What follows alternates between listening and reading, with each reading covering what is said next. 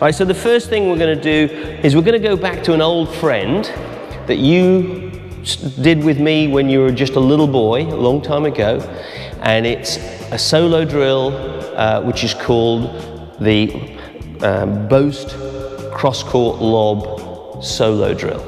Okay, now I'm going to just demonstrate that at a very simple level so that the folks at home can see what that's all about. So if you want to just step to one side, and I'm going to do the Boast Crosscourt solo drill, and we use this drill to teach movement to rising intermediate players so that they understand the seamless interaction between movement and quality setup, striking and execution of shots, okay?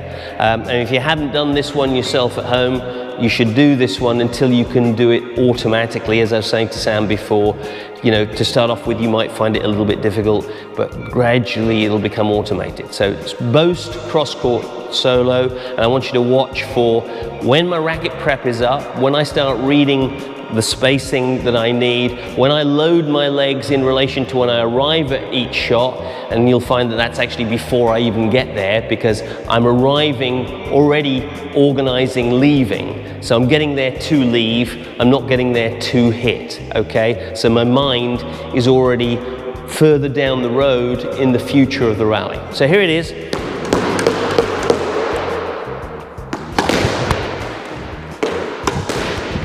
Now I'm just starting off nice and easy, not trying to do anything too dramatic.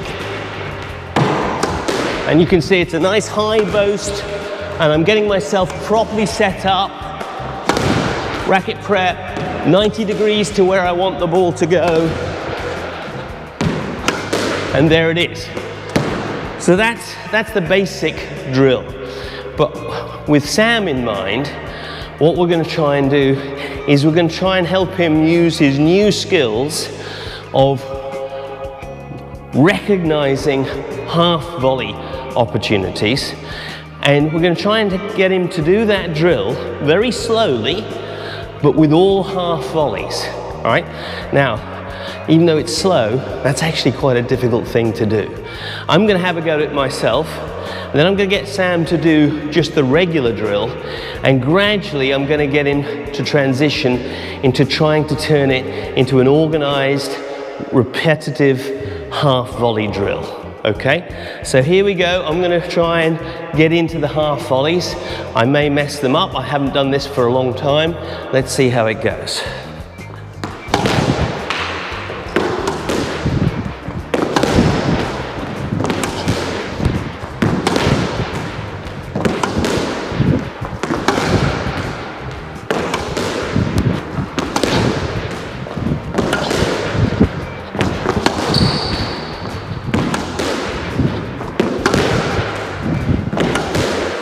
Okay, not too terrible for an old man, but hopefully you saw how gradually I was trying to read, using my racket to measure where the location of the bounce was going to be, arriving early before the ball ever got to the floor so that I could take the shot on the bounce as I was moving off.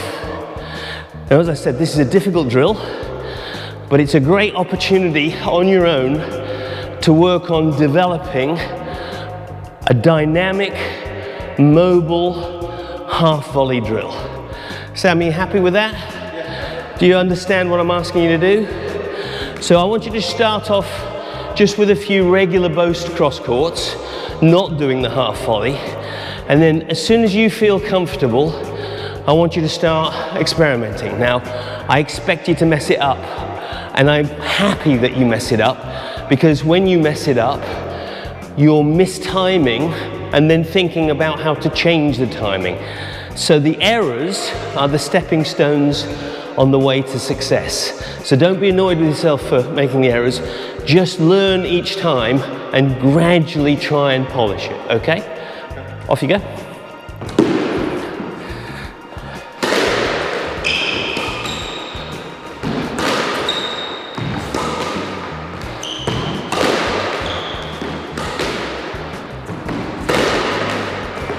Now you'll have to manage your time so that you're there early for the half volley, because if you hit too fast, you won't be there in time to leave. There's a nice half volley, and actually that would have been a beautiful one to half volley because it was in the nick, and learning to read the nick is a very important skill, especially at the front of the court, and actually on deep cross courts as well. But what we need to do is have that racket prep, not too high, but say to yourself, I know I'm going to half volley this ball, I haven't got time to play a full stroke, but read where to meet the bounce, okay? And I use this expression, reach for the bounce. So if you hear me say reach for the bounce, instead of waiting for the bounce to occur, I want you anticipating the bounce with judgment and reaching in to meet it on the bounce. But what have you got to be doing with your legs as you're hitting the shot if you're going to keep the drill going? Backing off. Exactly. All right, off you go then.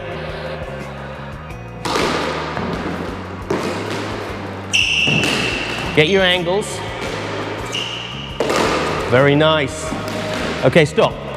So on that one, if you could do that one again, how would you like to change the way you set that one up? First of all, ask yourself, when did you get there?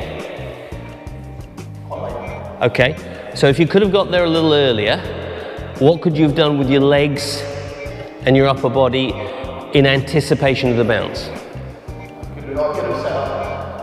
Earlier, loaded them. Do you know what I mean by loaded? So that you had physical potential ready to go. So can you make that correction? Sometime in the next few shots, I want you to be there extra early, before the ball can possibly bounce, almost so that you're standing there waiting around saying, come on ball, hurry up and bounce, I've been waiting here for ages. And in the whole drill, can you start trying to organize it so that you're always waiting for the bounce rather than struggling to get to the bounce? So manage your time, okay?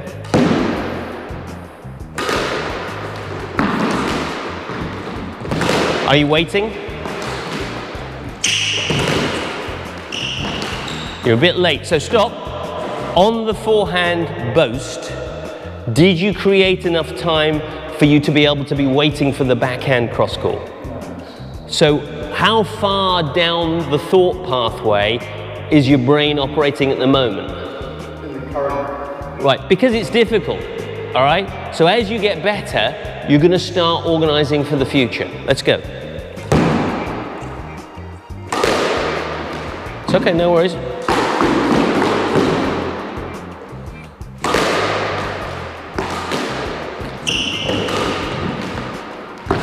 Create time. Use your racket to field position. That's a beautiful half volley.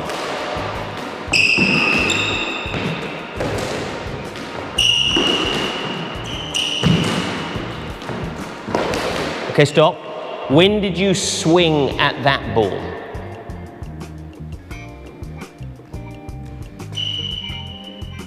Probably too early. It was too early. Because you were worried that you weren't going to be on time, stress made you rush. So that's very important to recognize that and say to yourself, well, actually, I did get there on time and I actually had time to play with, so I could get there early and hold and play it a little bit later. So if you got very good at this skill, what would happen to your potential to develop new deceptive shots? Because you'd be getting there early and you'd be holding, threatening, and then playing the half volley because you're there so early.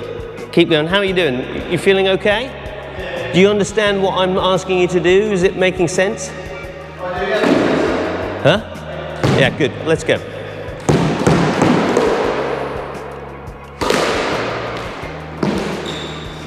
How much weight transference was there? So did you use arm or legs? Right, so we just got to get the legs loaded so you can, when you hit that shot, as a unit, you're using all of your potential instead of, if you're standing still, how much weight is going to transfer into the ball? The weight of your body or the weight of your arm? Which isn't much, is it, all right? Whereas if you get all of you bracing against the impact with the ball, you hardly have to touch it and it'll fly to the back of the court.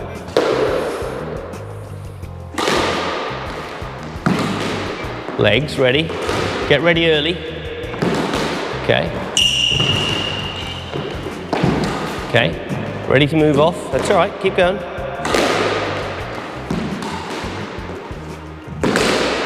Okay, keep going. We'll do another 8 or 10 of these. Get a rhythm that you're comfortable with.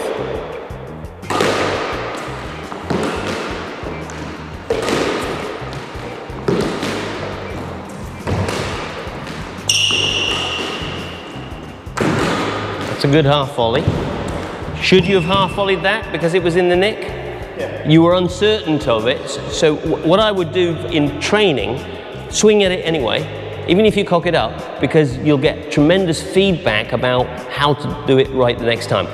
You're better off trying something and failing than not trying it and not learning. Does that make sense? Yeah. And that's something for John that it's worth highlighting in one of your red bands. As a squash player, when you're learning, you're much better off trying and failing and learning from the failure than you are not making the attempt and learning nothing.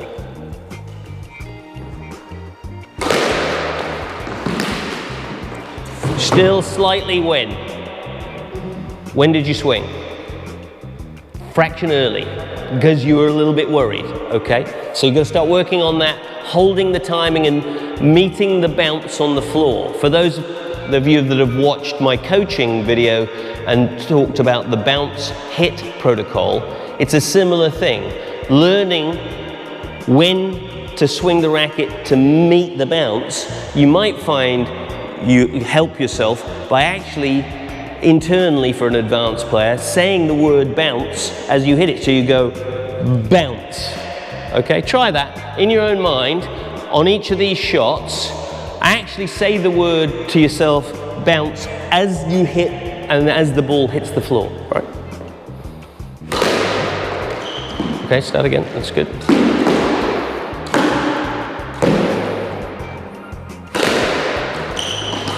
Say bounce. Say bounce. Say bounce. Say bounce. Say bounce. Say bounce. Brilliant. Say bounce. Say bounce. Oh, it's very good. Very good. What a good sequence. Right, stop. Now, by making you say the word bounce, what happened to the amount of focus mentally that you were giving to the exact moment that the bounce was going to occur? Right.